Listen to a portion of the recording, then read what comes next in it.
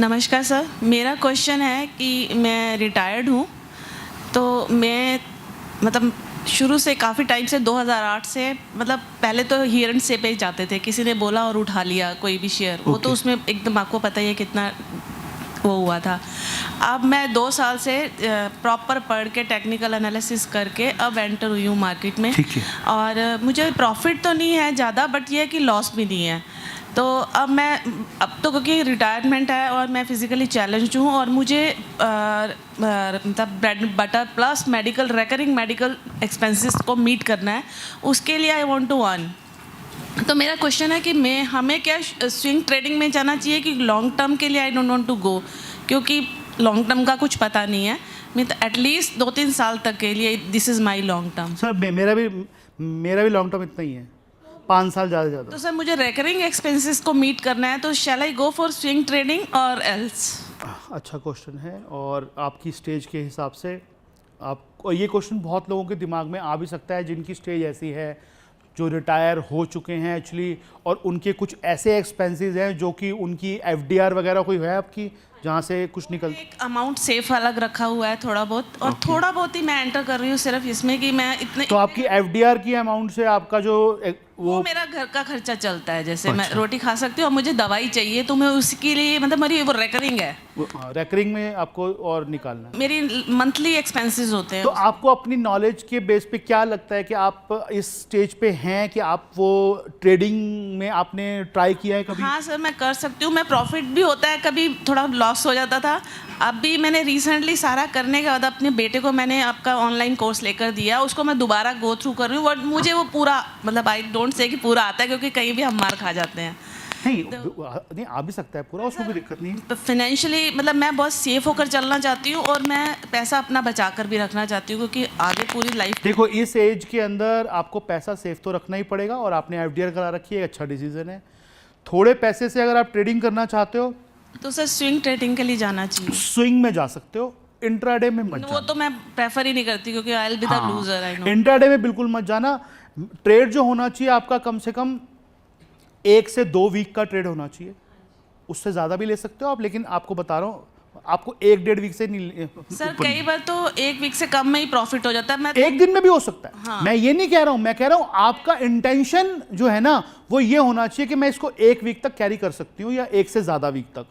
लेकिन अगर आपको दूसरे दिन ही प्रॉफिट हो गया 10%, तो एग्जिट करो, क्योंकि आपका वो ट्रेड जो है 10 दिन का ही ट्रेड है। अब 10 दिन में हो सकता है कि वो आपका 10% 5 रह जाए, 20 भी हो सकता है, लेकिन उतना लालच करने की जरूरत नहीं है, आपको निकलते जाओ। स्विंग ट्रेडिंग के अंदर सबसे बड़ी जो चीज़ होती है ना, वहाँ पर ना हमारे को ना कभी भी अपने आप को ना कैरी नहीं करना होता उस चीज़ को, मतलब आगे तक नहीं ले जाना होता, पुश नहीं करना होता कि हाँ भाई इसमें से मैं और कुछ निकाल लूँ और कुछ निकाल लूँ, बल्कि कोई दूसरा स्टॉक ढूंढ लो उसमें से निकालो। लेकिन उसमें आपको एक बार हैंडसम प्रॉफिट आ गया ना, मेरे हिसाब से स्विंग ट्रेडिंग के अंदर 10 से 12% का प्रॉफिट अगर आ रहा है, बढ़िया है। बैंक में तो 7 मिलता है साल का, 10-12% बहुत है ना। 10% 12% निकला, बाहर निकालो और छोड़ो, उस स्टॉक में दोबारा मत जाओ अभी फिलहाल। सर पहले हमने यही गलती की, उसमें प्रॉफिट आ जाता था, फिर दोबारा उसमें चले जाता, फिर बना हाँ वही तो, उसी में दोबारा नहीं जाना, क्योंकि ये बात ध्यान रखना मेरी, उसके पास आपका पूरा खाता है उसे पता है आप उससे प्रॉफिट लेके गए हो, अब उसको बैलेंस शीट मिलानी है, अब जो आ जाएगा उससे मिलाएगा वो। आप नहीं गए तो कोई और बकरा फंसाएगा वो कि उसको दे के जाए। प्रॉफिट नहीं लेके जाने देते मैडम, ये प्रॉफिट अगर आप ले गए हो ना और दोबारा उसके द्वार पे चले गए तो पहचान जाएगा आपको वो, ये वही है जो ले गया था पिछली बार 15,000, अब दे जाओ वापस, दूसरे पे जाओ जो अनजान है आपसे जिसे पता नहीं है कि आप पैसे कमाने वाले राक्षस हो। सर दूसरा मतलब मैं आई प्रेफर कि ज़्यादातर जैसे कि आपने बताया है कि बुलिश एनगल्फिंग और हैमर और इन्वर्टेड हैमर, इन चीज़ों पे अगर हम ट्रेड लेते हैं तो उसमें हमारा प्रॉफिट ज़्यादा अच्छा होता है। मैंने ऑनलाइन में भी कहा है, आप भी बिल्कुल ठीक कह रहे हो, मेरा अपना मानना यह है कि डेली चार्ट के ऊपर सिर्फ और सिर्फ कैंडल स्टिक के ऊपर कोई आदमी पूरा 1 साल काम करे और स्विंग ट्रेडिंग लेता रहे, वो आदमी अगर जरा सी भी बुद्धि रखता होगा ना, लॉस नहीं कर सकता वो आदमी। टाइम पे निकलता रहे, टाइम पे लेता रहे, और साल के अंदर अपनी कैपिटल में 50% से ऊपर प्रॉफिट कमा के उठेगा वो आदमी, इससे भी ज्यादा। सिर्फ कैंडलस्टिक पे, बाकी कुछ जरूरत ही नहीं किसी और चीज की। आपने भी शायद नोट किया होगा ये कैंडलस्टिक पे ट्रेड जो हैं वो बहुत ही बढ़िया मिलते हैं, छोटे वाले 5-10 दिन वाले। उस पर परफेक्ट हो जाओ ना, उस पर अपने आप को इतना परफेक्ट कर लो कि बस और कोई जरूरत ही ना पड़े। उसमें स्कैनिंग भी आसान है, ढूंढना भी आसान है, सब कुछ ईजी है, उसमें कोई दिक्कत ही नहीं है आपको। ठीक है,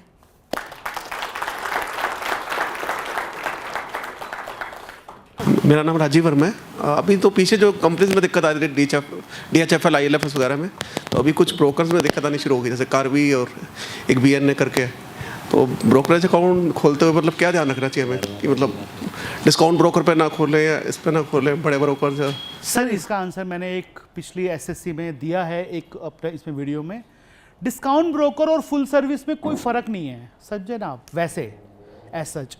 लेकिन क्या होता है कि डिस्काउंट ब्रोकर का नाम से उसको ऐसे लगता है कि जैसे ये पैसे नहीं लेता तो ये चोर है, या पैसे थोड़े लेता है तो ये भाग जाएगा कल को।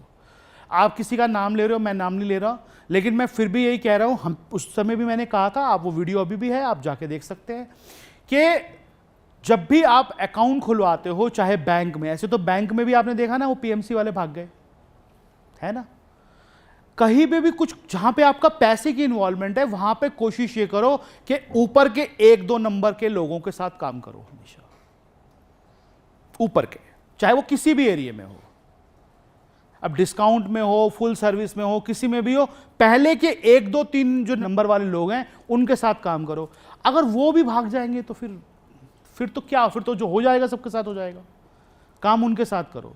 इसलिए जो ब्रोकरेज हाउस, कई लोग क्या है ना, आपने पे पिछली बार भी बात की थी ज़ीरोधा के बारे में, वो हमारे साथ में उनका एक पार्टनरशिप भी है, आपको पता है।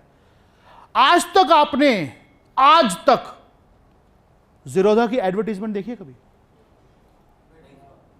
आज तक देखिए कभी एडवर्टीजमेंट न्यूज़पेपर में, टीवी में, कहीं देखिए? और कई आपको ऐसे मिल जाएंगे टीवी के ऊपर, 0 ब्रोकरेज करेंगे और टीवी पे ऐड देंगे। 0 ब्रोकरेज है और टीवी पे ऐड है। कहां से निकालेगा भाई तू ब्रोकरेज भी 0 ले रहा है, तू 10 रुपए ले रहा है, 5 रुपए, तू टीवी में तू ऐड दे रहा है, कहां से निकालेगा तू? कोई बिजनेस मॉडल तो होना चाहिए तेरे पास इसका मतलब। फिर वो क्या करेगा, फिर भाग जाएगा वो किसी दिन आपके पैसे लेके। इतनी सेंस तो हमें लगानी चाहिए कि एक आदमी अगर आपको ये कह रहा है कि भैया मैं 20 रुपए में करूंगा, लेकिन मेरा मॉडल ये है, सारा ऑनलाइन है, मेरा कोई खर्चा नहीं है और ऐड में कोई करता नहीं, तो उसका मॉडल सस्टेनेबल है। ज़ीरोधा आज भी प्रॉफिटेबल कंपनी है, पता है आपको? चाहे वो स्टार्टअप के उसमें ही आएगी, लेकिन वो आज भी प्रॉफिटेबल कंपनी है, पैसा कमाती है, वो हाथ से नहीं देती, अच्छा खासा कैश फ्लो है उसके पास। और इन्वेस्टर पीछे घूमते हैं कि पैसे ले ले हमसे और इक्विटी दे दे, और वो देता नहीं। क्यों भाई? उसको लगता है कि मुझे जरूरत ही नहीं है, क्योंकि अगर मैं इस चक्कर में पड़ जाऊंगा फिर मैं उसमें आऊंगा, प्रॉफिट कमाओ, ये करो वो करो, बहुत कुछ करना पड़ेगा ऐसे। इसलिए आप उस आदमी के साथ जाओ जो ऊपर 1-2 नंबर में है, वहां पे किसी किस्म की कोई दिक्कत नहीं है। बाकी देखो फाइनेंशियल जो मार्केट है, जहां पे फाइनेंस जुड़ा हुआ है ना, हमारे कहावत हुआ करती थी पहले कि इस पूरे दुनिया में कभी भी कोई झगड़ा या कोई रगड़ा होता है, उसके पीछे 3 वजह होती हैं, जर, जोरू और जमीन, है ना। तो ये जो जर है ना, पैसा, पूरे वर्ल्ड में जितने भी फ्रॉड हुए हैं, जितने रिसेशन आए हैं, जितनी बार मार्केटें नीचे गिरी हैं, उन सब के पीछे फाइनेंशियल फ्रॉड थे। निकाल के देख लेना 100 साल की हिस्ट्री, 100 साल का इतिहास निकाल के देख लेना कि फाइनेंशियल फ्रॉड की वजह से हुए हैं सारे रिसेशन, और मार्केटें जो नीचे आई, हर जगह फाइनेंशियल फ्रॉड था। तो सर जहां पैसा जुड़ा हुआ है वहां पे फ्रॉड की संभावना है, ये मान लो आप, जहां आपका पैसा जुड़ा हुआ है। तो इसलिए थोड़ा आंखें कान खोल के काम करो। अभी तो पेटीएम में से चोरी होनी शुरू हो गई आजकल, तो फिर पैसा है वहां पे भी, जहां पैसा है वहां फ्रॉड की संभावना है। हमको ही अवेयर रहना है ना। ऐसे तो आपके कार्ड में से कोई पैसे चुरा ले, चाहे आपका बैंक अकाउंट किसी में भी खुला हो, तो वहां से भी होती है चोरी। तो ध्यान हमें रखना पड़ता है। कोई आदमी गलत नहीं है, लेकिन हमको खुद ध्यान रखना है, और ये सब चीज़ें पार्ट ऑफ द गेम है। हिस्सा है ज़िंदगी का, लेने पड़ेगा। अगर ज़रूरी नहीं इतने समझदार हो जाए को भी। अब अपने एक वो DHFL था, अब अच्छी चलती खासी कंपनी थी, शाहरुख खान उसकी ऐड कर रहा है। आप कहोगे सर इतनी बड़ी कंपनी शाहरुख खान ऐड कर रहा है, बताओ मैं उसमें मैंने ले लिया तो मैं क्या करूँ? लेकिन ठीक है, किस्मत, वहाँ पे लक काम करेगा, कोई बात नहीं। और अगर उसका शेयर था तो फिर डिसिप्लिन खोया आपने, और आप, क्योंकि कहीं ना कहीं स्टॉप लॉस तो होना चाहिए, आप निकल जाओ वहाँ से। उससे आप नहीं निकले, कोई बात नहीं, भुगत लो, अगली बार निकल जाओगे। सब हिस्से हैं सर गेम के, लेने पड़ते हैं, और सब ऐसे आगे चलते चलते सीखते हैं हम लोग।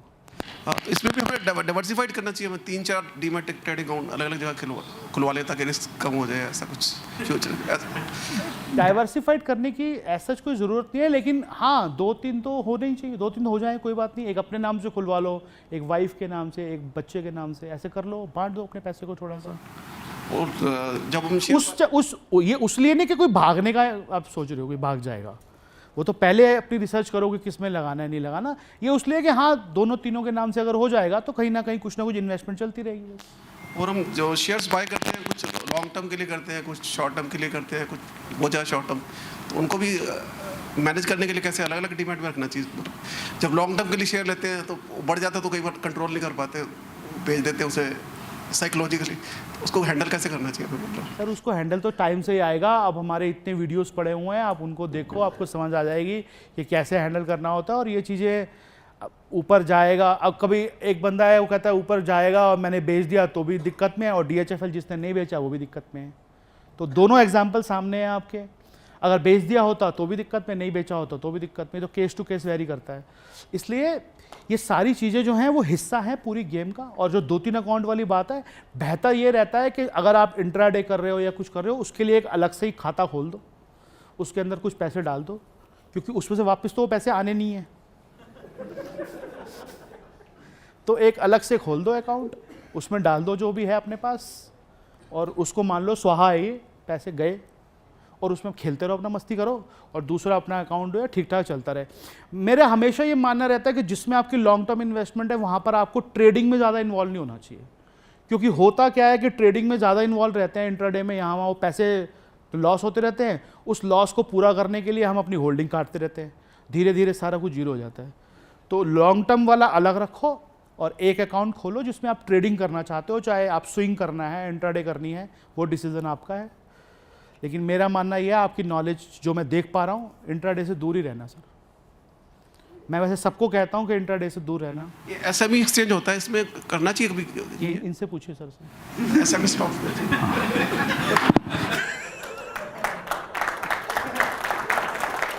अभी सर आप इनको बता देना क्या करना है। सर इन कंपनी है जोड़ कॉल। सर ग्राहक मिल गया सर आपको।